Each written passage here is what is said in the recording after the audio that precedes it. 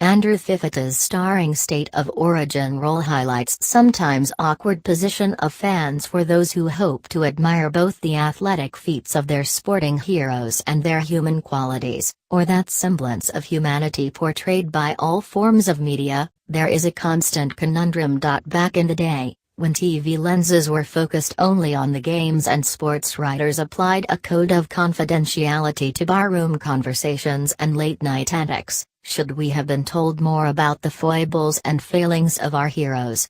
Or now, in an age when facts are often replaced by speculation and opinion, while social media grossly inflates even the most risible observations, do we think we know far too much?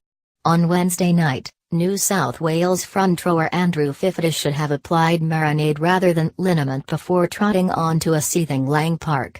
As the anointed villain in the Loathed Blues lineup, he was to be the main course in Australia's sporting coliseum.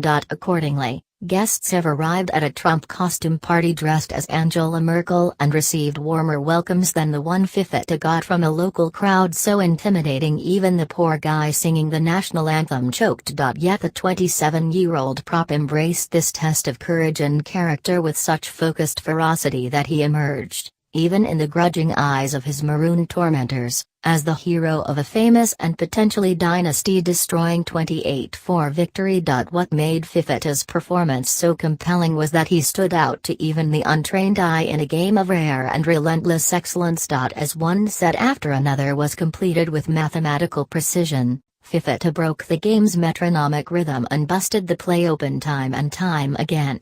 Such was his sheer physical impact on an otherwise measured game, it was as if everyone else had a calculator and Fifita had a sledgehammer. Fifita's reputation as a big game player should have been assured after last year's NRL Grand Final.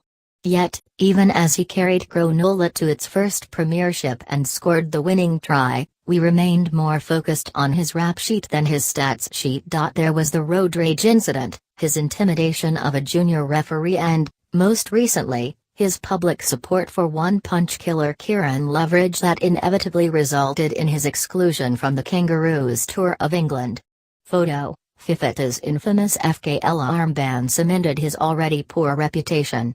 App: Greg Golding. This wiki page list was routinely reproduced in every Fifita story, yes, as it has been in this one.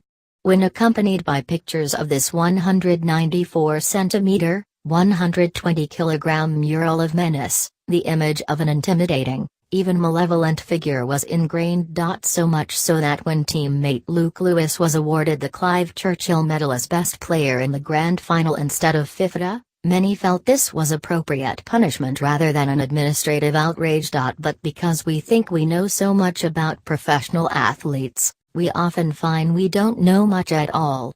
Fifita, we were told, suffered depression and even once attempted suicide.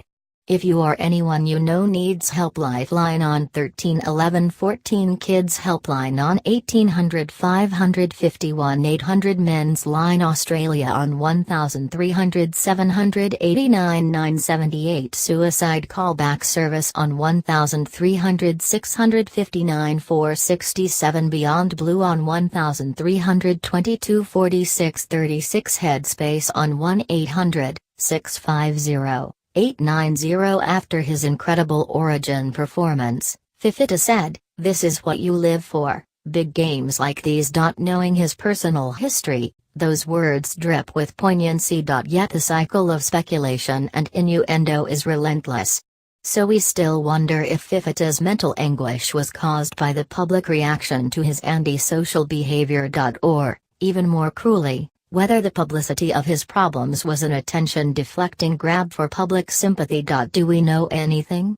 Do we know too much? Would it better to know only what we see on the field? In a far different world, Margaret Court doubles down on her opinions about gay marriage, lesbianism, the alleged grooming of young players, the cause of transgenderism, adultery. Pretty much anything you might include in a cliché-ridden parody of a Baptist preacher's fire and brimstone sermon. Photo: Margaret Court at the 2013 Australian Open with winner Petra Kvitova and runner-up Lena. App: Mark Dadswell, arguing that Court's name be removed from Margaret Court Arena, Martina Navratilova wrote for Fairfax Media, sporting venues named for athletes, or any place, really, named for whoever, are so named for one reason. That is their whole body of work. In other words, it is not just for what this person did on the field, on the court, in politics, arts or science, for instance, but also for who they are as human beings. Photo: Margaret Court's left playing career is arguably the greatest in tennis history. National Archive photo collectionnefo, like our wish to really know and appreciate sports stars as people, not merely their batting average or fantasy league scores. This seemingly straightforward contention is in fact agonizingly complex. Court's opinions are patently abhorrent to many and perhaps even potentially harmful, but who steps forward to judge how she stacks up as a human being? Plenty who thought they knew Fifita last October would paint a very different picture now. Is that because he has revealed his human frailty? Because he displayed contrition after he was banned from the Kangaroos tour? Because he helped deliver a magnificent victory for success-starved fans? It is naive, of course, to think sports stars can or will be judged merely on their athletic performance, or that they ever were. But as the noise grows louder, there are more times you find yourself wishing you could enjoy what they do without pondering who or what they are.